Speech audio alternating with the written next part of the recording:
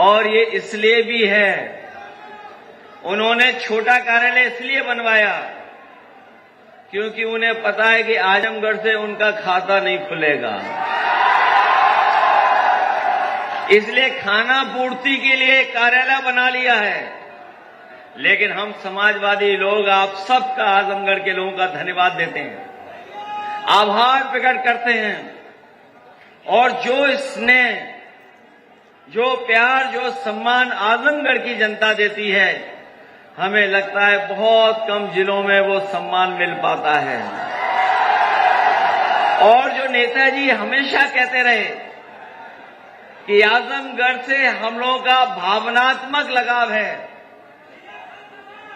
भावनात्मक रिश्ता है हमारा आपका, वो एक बार नहीं, हमें कई बार देखने का मौका मिला है कि अगर हम लोगों ने कोई फैसला ले लिया पार्टी की तरफ से, आजमगढ़ की जनता ने पूरे सम्मान के साथ स्वीकार किया और राजनीति में समाजवादी पार्टी को आगे बढ़ाने का काम किया।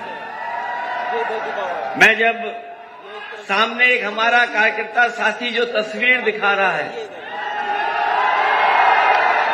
एक तस्वीर उसके हाथ में है कि मान्यवर काशीराम और नेताजी एक ही सोफे पर बैठे हैं।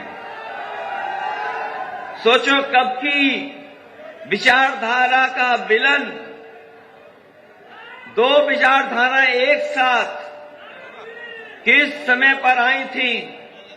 और जब मैं अभी हमारे बगल में जो बैठे आदरणीय माता साहब पांडे जी से मैं पूछ रहा था कि राजनीति में कितना समय आपका गुजरा है, तो जब मैंने हिसाब किताब लगाया तो एक सदी का कम से कम 60% हिस्सा उनका राजनीति में गुजर गया।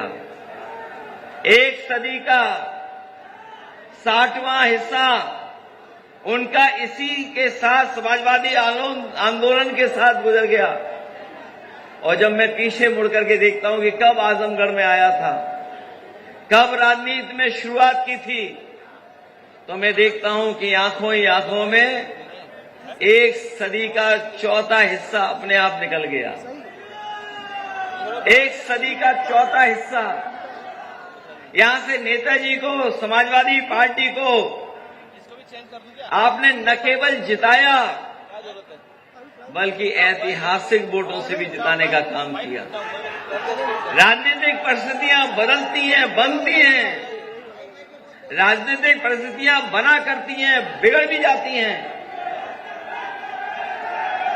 अगर धर्मेंद्र यादव नहीं जीत पाए, उनका दुख सबको था ही था, लेकिन जब से गुड्डू जमाली भी हम लोगों के साथ आ गए, उसी दिन भारतीय जनता पार्टी ने अपने हथियार डाल लिए थे।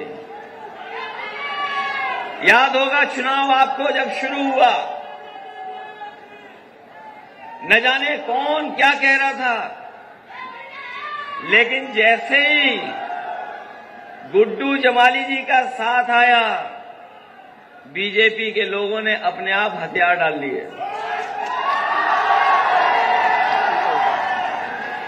जो लोग कहते हैं कि आजमगढ़ में और आजमगढ़ के लोग किसी दूसरे को नहीं चुन पा रहे हैं, शायद वो जानते नहीं हैं कि आजमगढ़ और समाजवादियों का कितना पुराना गहरा रिश्ता है। न केवल टोपी का, विचारधारा का, बल्कि जो एक्सप्रेस वे बना है, अगर लखनऊ से बाईं तरफ जाओ, जितना समय लगेगा आपको इटावा सैफई पहुंचने में, उतना ही समय लगेगा आपके आजमगढ़ पहुंचने में। अगर आप बाएं जाते हो तो उतनी दूरी पर इटावा मिल जाता है, और दाईं तरफ अगर आप चल देते हो तो आपको आजमगढ़ मिल जाता है। और ये सड़क जोड़ने का काम अगर किसी ने किया तो समाजवादी लोगों ने कर करके दिखाया है। अभी आए थे लखनऊ वाले जो बीजेपी के सदस्य नहीं थे, बीजेपी के सदस्य नहीं थे जो अभी आए थे कुछ दिन पहले, एक सड़क का उद्घाटन कर करके गए हैं। जो सड़क का उद्घाटन भी हुआ है वो शायद देश की सबसे कीमती सड़क बनी है। इतनी कीमत वाली सड़क कहीं नहीं बनी। जो सड़क बनी भी है, जैसे पूर्वांचल में अगर रफ्तार से चलो तो कूदते हुए आते हो, उसी तरह उस पर कूदते हुए जाओगे। और उन्हें एक्सप्रेस वे का नहीं पता है, वो 4 लेन की सड़क है और हमारे आजमगढ़ की सड़क 6 लेन की है। 3 इधर है 3 उधर है।